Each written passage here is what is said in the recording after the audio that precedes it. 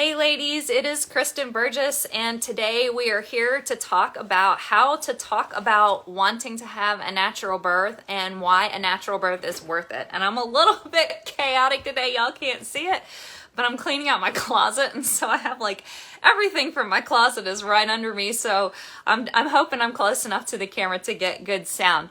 And my life is just chaotic this morning. I won't even go into it, but yes, sometimes life is just crazy, but I am excited. I'm happy to be here talking to y'all. It's been a couple weeks because we had a holiday, and then just getting back into life from that. But this is something that I just get so inspired by the group. I just love you girls, and it's just so much fun to be able to serve women and walk along with women. And so I'm always thinking through, like, what will help you the most? What will help moms? What's coming up in the group? What am I seeing? And I was thinking about what are the problems that moms are having. And so much of what women need when they prepare for a natural birth is stuff that I cover inside Mama Baby Birthing, which is my online childbirth class. And I was thinking about something like, what are the challenges that moms face? I cover that, I cover that, I cover that. And then I realized that something that I see coming up a lot that maybe I haven't covered as much, and so I might cover this more comprehensively to be able to add into Mama Baby Birthing, but I wanted to touch on it right now. It's just this whole concept of people who don't really get that you want to have a natural birth. And you know, you may have girlfriends that don't, or like strangers on the street or store clerks or whatever, and you're like, who cares? But when it's your family or when it's your husband or partner, it matters a lot more. And I've been doing a lot of chatting with moms one-on-one lately, and this is something that I've heard come up. Like a big context that I've heard it come up in is, well, I've already had a couple of babies and I don't want an experience like that again.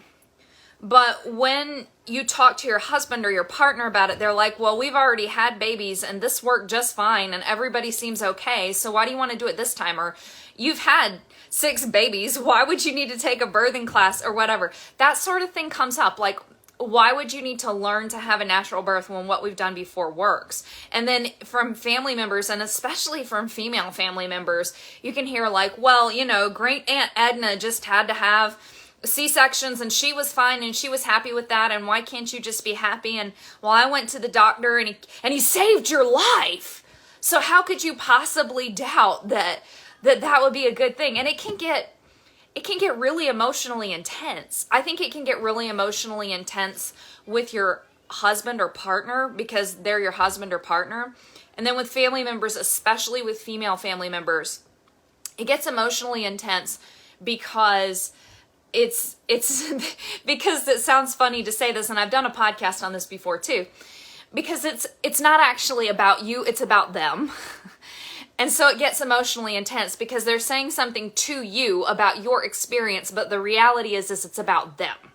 So what they're saying to you about natural birth, and again, we're usually talking about female family members at this point, when they're telling you all these stories about how they were saved, or you were saved, or your brother was saved, or your sister was saved, or your cousin was saved by the doctor, and you know, this, that, and the other had to happen, and why can't you just be quiet and do it like we did? Even if they don't put it quite like that, that's kind of the sense. Or, you know, you're just being silly, or, well, you won't be able to handle the pain. All those kinds of comments, those comments are all about the other person, because they're saying things like, you know, say that it's Aunt Greta who's telling you this. Like, Aunt Greta is doubting, did I make the right decision? You know what, my doctor told me that in order to save little Johnny, he needed to do X, Y, Z, and so I said okay, and he saved little Johnny, and that's the story that I've believed my entire life. And then, you know, you, niece Angela, are coming along and saying, you want to have a natural birth and you're not going to go to the hospital, and that stirs up feelings in me that I don't know that I like, and so she starts talking to you about it, right? Or, you know, I've been working with a client lately whose mother-in-law was a NICU nurse. And so she keeps bringing up all these what ifs, what ifs, what ifs, what ifs. And it's like, I tell my client, I don't think that is at all about you or your choices or real risks for you and your baby.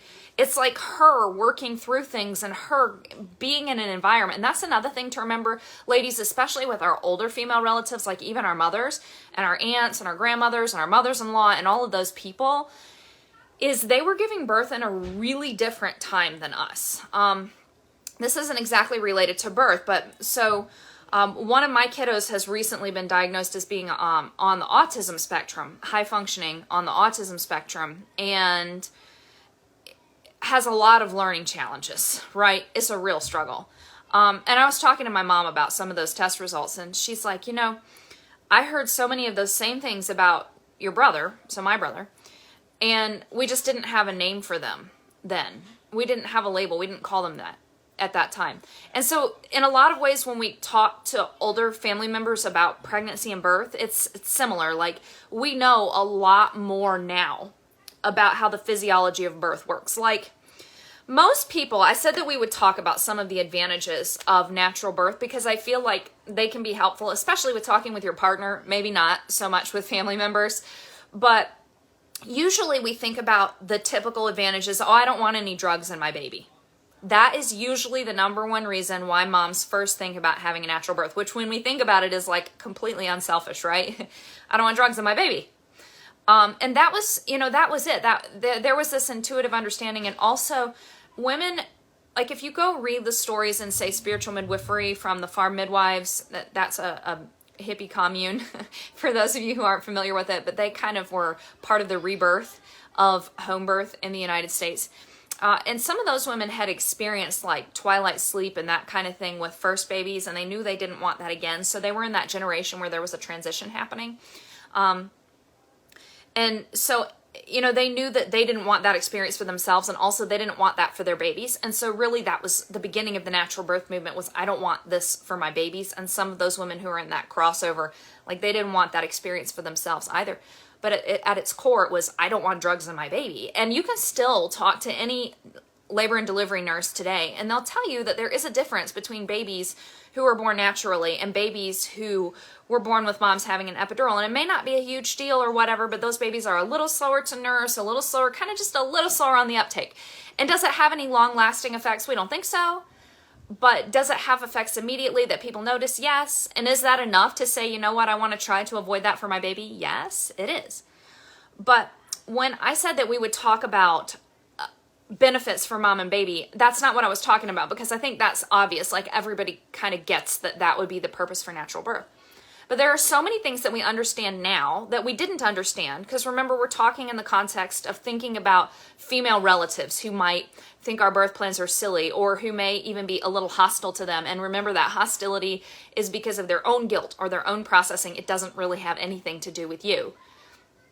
And so when we think about what we know about birth today, we know so much more. Like, we know that the hormones that are involved in birth they not only do they give pain relieving effects in the course of natural birth, and I'm not claiming it's epidural level effects, but it's effective, it's enough. And when we safeguard those, because another thing is typical hospital births tend to short circuit those hormones. And that's one of the things I talk about a lot in mom and baby birthing, is how do we not have that happen? Because most of the moms who take my classes are planning a hospital birth, and many of them have amazing hospital births. So I think that there are many, many, many steps you can take to avoid interrupting that hormonal flow. I talk about them all in the class, but many, if you don't know about those things, if you don't understand any of this, you don't know how to stop that short circuiting. You don't know how, you don't even understand that this is all in play. And that's the thing, is nobody understood it back then. Like, they understood basic things like animals go away in the dark and quiet to give birth. And we started to understand that. Like, if you go back and look at, say, the farm midwives who were helping women give birth on a commune, they started to notice things like women tend to like some of the same conditions that animals do: privacy and quiet and feeling safe and warm. And we know now that all of that contributes to the hormones of birth, which are insane, off the charts. Like, the hormone levels in birth are high enough. This is my favorite thing to share with people. They're high enough to give everybody in the room a contact high. So when a baby is born naturally, the levels of oxytocin that the mother is giving off are high enough to give everybody in the room a contact high. And my favorite dorky pet theory is that the reason why male residents who have to go through their shift on the obstetrics ward suddenly veer and decide to become obstetricians is perhaps because they managed to make it to a birth where those oxytocin levels were high enough that they don't realize it, but they were like, wow, that was quite an experience. And then they feel like, oh, I'll go into obstetrics, and they don't realize that it might be different in most of the births that they attend when that natural oxytocin is literally short-circuited and not flowing.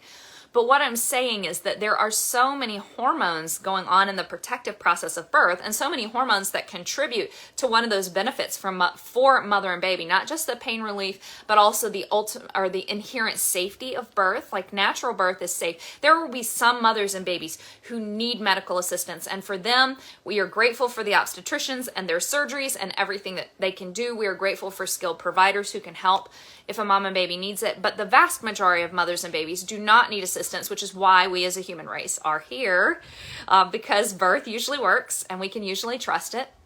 And that process usually works, and generally works quite beautifully, especially when a woman and a family are prepared and ready to work with it and to handle it, because labor is intense, but it's not something that you can't handle. In fact, it's something that's going to bring up strength in you that you did not realize that you had. And this cascades into some of those benefits. Like, those high hormone levels are protective of mother and baby. They help labor move smoothly. They keep mom and baby safe during labor, and then also after the baby's birth, they help keep mom and baby safe. Like, they result in the placenta coming along smoothly the way it's supposed to, and the uterus clamping down the way that it's supposed to. 1 second, guys. Guys, I'm doing a video, so it will be a minute, okay? Yes, you may. Sorry, guys. I am a mom here. Anyways, so they contributes to safety in birth, and many of the things, like most women's fears today about pregnancy and birth, like you may worry about some things like preeclampsia, and those are things that we really address in pregnancy. But you may worry about complication from birth. The number one complication that most women worry about is postpartum hemorrhage. And the reality is like Michel Odent says, he's a French doctor who studied birth for literally decades. You know, he says that most postpartum hemorrhage that's happening in the modern world today is caused by doctors and hospitals and medical situations. And it's because there's just no understanding of the inherent safety of birth and how we safeguard that system and that process, and then avoid short-circuiting, interrupting it, which is what leads to uteruses that are exhausted and overextended, and births that are just way too rough and too hard, and then the uterus can't do what it's supposed to do postpartum. So when we honor birth, when we honor that hormonal flow, we create safety for mother and baby. So that's a benefit of natural birth, is a safer birth for mother and baby. And that seems counterintuitive. In fact, that's probably an argument that will get used against you, is, well, you're going to reject what the doctor says, so I just want you and baby to be safe. That might be something that you would hear from a partner, or you might hear from a relative. And the reality is, you can tell them that natural birth is really safe. There are hormonal processes that keep it safe for everybody. And I have a podcast interview with Dr. Sarah Buckley where we talk about this at length if you're interested in it. And if you've got like a techie husband or partner, a geeky one who wants to read research, Dr. Buckley's research is incredible. She has a report that I think is more of a consumer.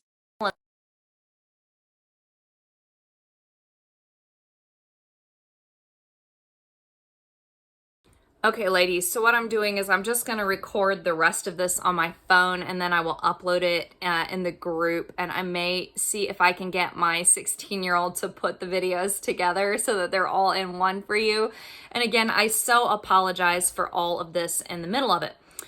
What I was saying is, again, so many moms are they're struggling postpartum. And even though some of that may be due to the fact that we don't give women a lot of support postpartum, some of it is due to the fact that births are just not really what they should be. And women suffer for that in silence and in a lot of times ignorance, not ignorance on the part of the woman, but ignorance just from a societal perspective. Like, we don't even consider, like, the only thing that we consider is that what matters is a healthy baby. And I've talked a lot about this on podcasts, because the truth is that's not all that matters. And so when you've got family members who are saying that your birth experience and what you want for your birth is silly because, you know, it just shouldn't matter. It just shouldn't matter. Why does it matter so much about your birth experience? That it feels really belittling to you, and it also completely negates the fact that this does matter, and that there's something more to this, and that there should be something more to this. Again, I'm talking about from a survival perspective, from a biological, from a biophysical perspective, we have a birth process that works in a particular way to ensure a particular outcome. It's just like there are so many hormonal processes that work throughout our day and throughout our body. And when they're not working anymore, there are problems. Like, for instance, a big thing today is there's like a diabetes and insulin being messed up, leptin, all of those hormones that regulate that system has created a huge pandemic or epidemic, listen to the time that we're living in, epidemic of diabetes and all of that sort of thing. And there's this growing awareness that these hormonal problems really mess people up, and that there are essential processes in the body that are meant to function that don't function correctly when those hormones are haywire. And yet somehow when a woman wants to have a birth that is supportive of optimal hormonal functioning in her body for herself and for her baby, that's silly or that's stupid or whatever.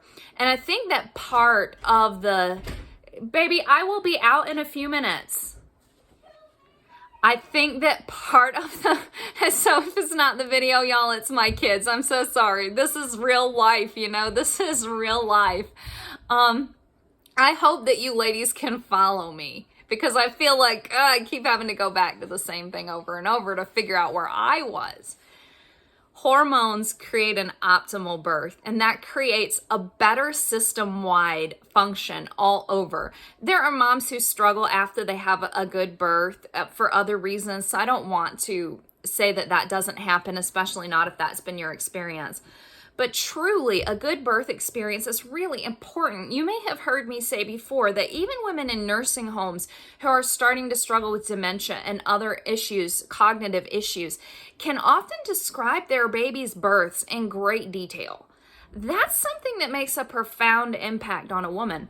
And it's why I feel like even if you have an experience that isn't what you want, I don't think that you should say, I have a healthy baby, I should be grateful. Okay, let's move on. Because often that really gnaws at us. It is okay to be upset about a bad birth experience. And I think what I was going to say before one of the times that the cameras cut off is one of the conversations that I had with moms that was most profound to me was a mom who told me that, you know, she had a standard run-of-the-mill hospital vaginal birth that, you know, it just kind of went along smoothly the way that it was supposed to. But she said that, you know, it had a profound impact on my life, but it wasn't good. So there wasn't a lot of stuff that people would have said was traumatic, but there was something in it that just was lacking for her. And I think that when we have family members who imply that what we want is selfish, and I think when family members imply that it's selfish, again, we're hearing from their guilt more than anything else.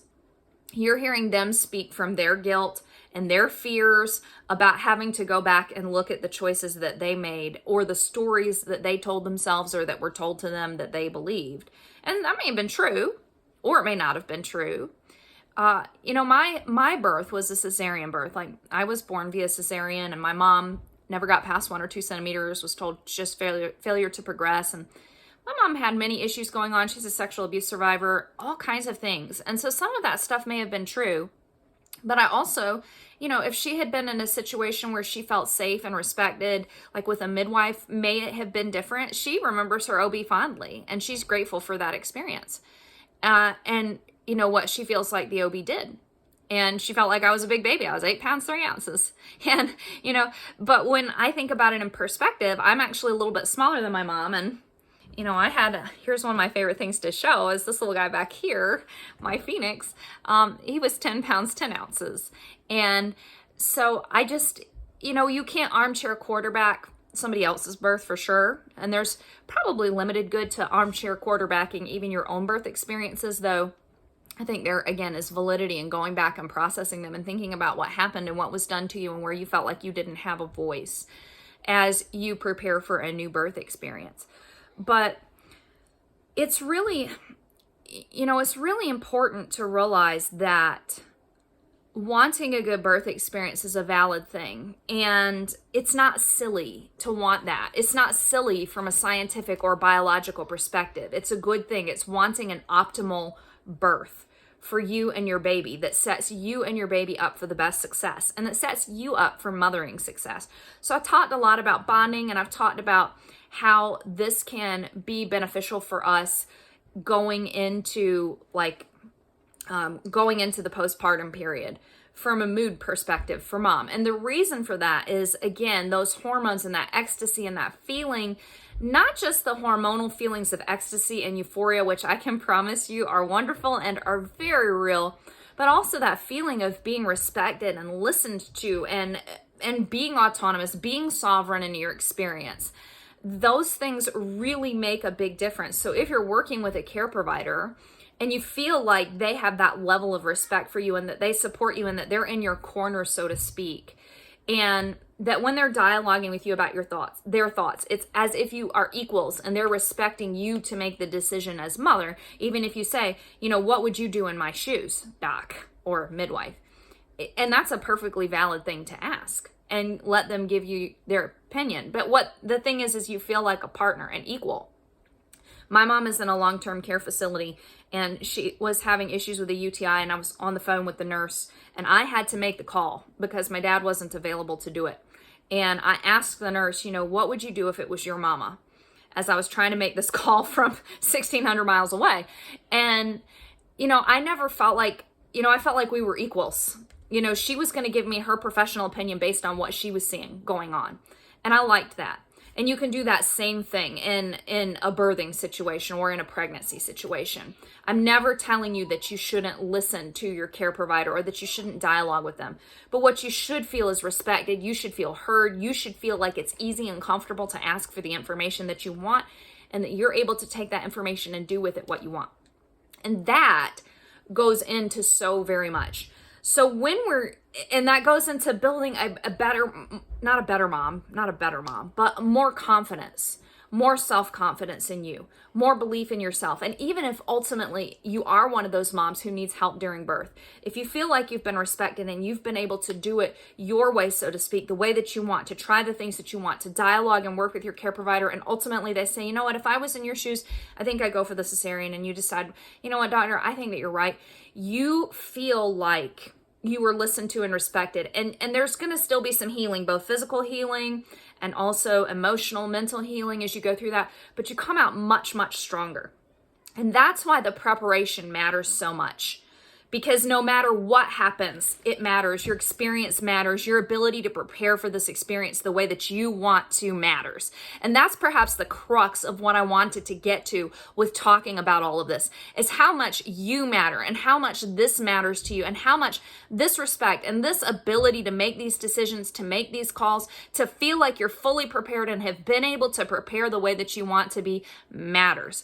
And when we're talking about female family members and other family members who may worry, some of the other things that I talked about, science says that natural birth is really best for moms and babies. We know so much now, and I'm so grateful for what we know, and this is what I'm going to try.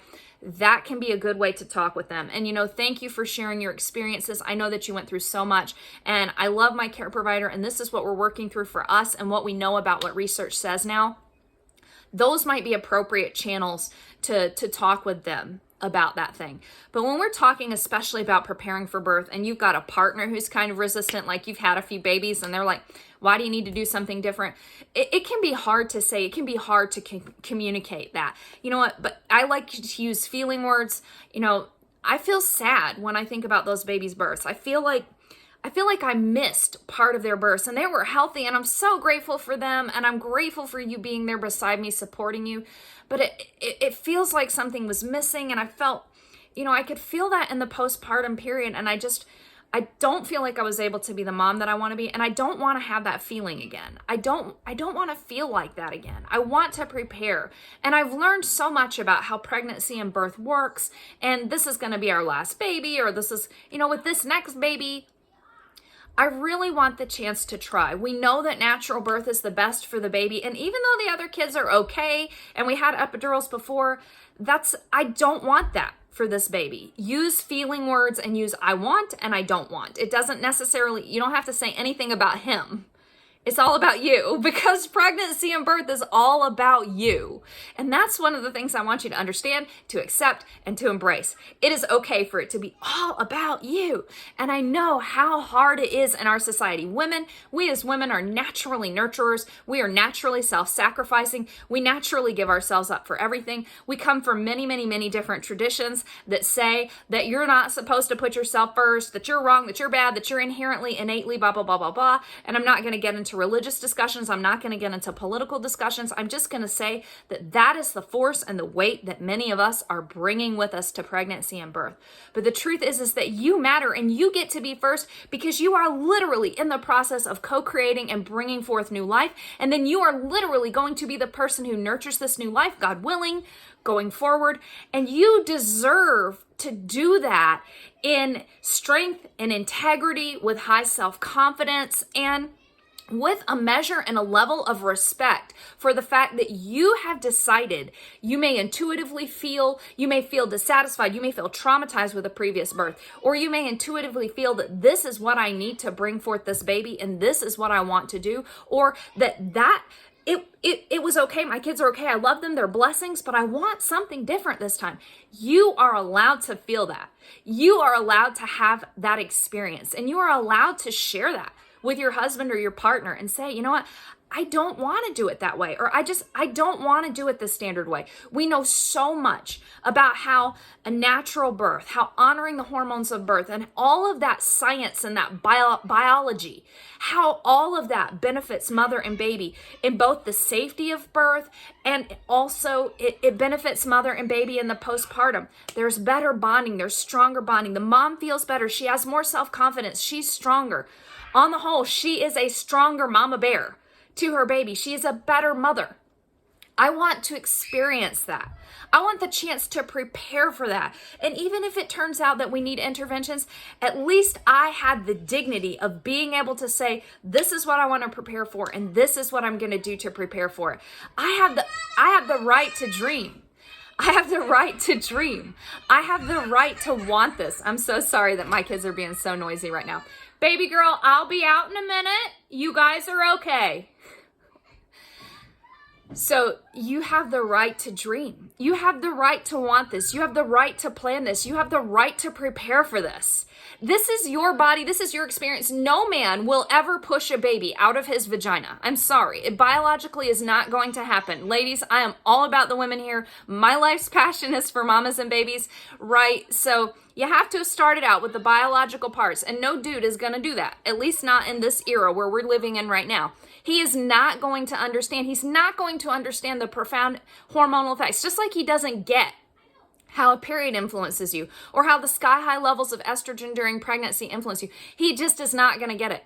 But you can try and give him a little approximation of it by saying, how devastating would it feel for you to be laid off from a career that you had set as your career for the, this is what I'm going to do. This is my calling. This is who I am. For most of us women, we are, being a mother may not be the entirety of who I am. Like, I'm a teacher, I'm a writer, I'm a student, I'm a advocate in front of legislators all over my state.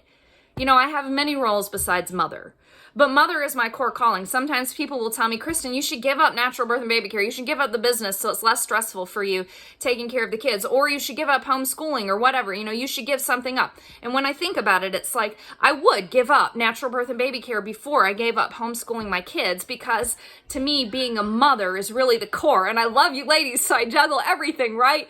But for most of us, being a mother is a primal part of who we are. And that's the way that it's supposed to be. That's the way that it's designed to be. And I'm going to wrap this up because my kids are sounding primal, right?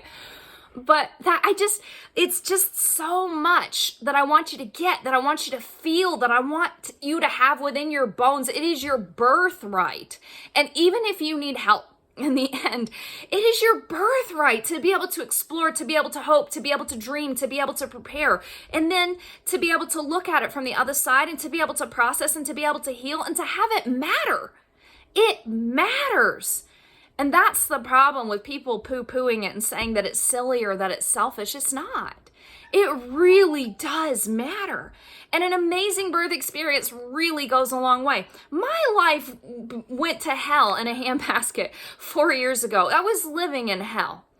And what gave me the strength to get through that, in addition to people who came alongside me and helped me limp through that, was birthing my babies and strength and empower, and having people who all through those experiences had encouraged me to listen to myself and to find my own strength and to pull it out of me. I could still remember at my first baby's birth looking at Charlie, my midwife, and saying, I don't think I can do this. And she looked at me and she said, Kristen, you are doing it. And like that, just, whoa, boom. You know, it was still hard work, but I birthed that baby because there was truth in that. I was doing it. I was strong enough to do that. I've been strong enough to have my babies, and I've been strong enough to see it through a whole bunch of ups and downs now. But that foundation really helped me, and it's helped me to stand strong, and it still helps me to stand strong because I still have a really difficult life. And on top of that, I have internet haters too because I'm on the internet and I have to deal with that too. But, you know, I hope that I scattered through all the technical difficulties here and all of the noisy kids and everything going on out there. They're having lunch. I hope that you've been able to pick up some practical nuggets, and I hope that you're inspired and that you think about ways to position this in your own brain, both when you're talking to, the big thing I want you to remember when you're talking to family members is that it's probably what they're saying is about them and not at all about you. But especially when you're talking to your partner, if he's not convinced that this should be important, or he doesn't understand, or he can't fathom it, you know what, that's okay, but he still needs to respect it. Because it's about you, and it's profoundly important for you and your baby, and you deserve to explore this and go about this the way that you want to. And if it's different than what he wants, that's okay. You know what? Because it's your body, it's your baby, it's your experience, and he gets to be part of that journey. But the journey is profoundly more impactful for you. And I want you to realize that you are worth this incredible journey and enjoy it. So what I'm going to do right now is I am going to upload this and see if I can get it up in the Facebook group. And then I'll see if Brennan can put the two videos together so that we can have it in its entirety in the group at some point. But hopefully this is a blessing to you ladies. If you want to go through the Mama Baby Birthing course, I would love to have you there. MamaBabyBirthing.com, MAMA. babybirthing.com. If you got any questions, you can tag me in the post below that this will be in, or hit me up, give me a DM, and I will get back to you with that. Have a blessed week, and I will talk to you soon.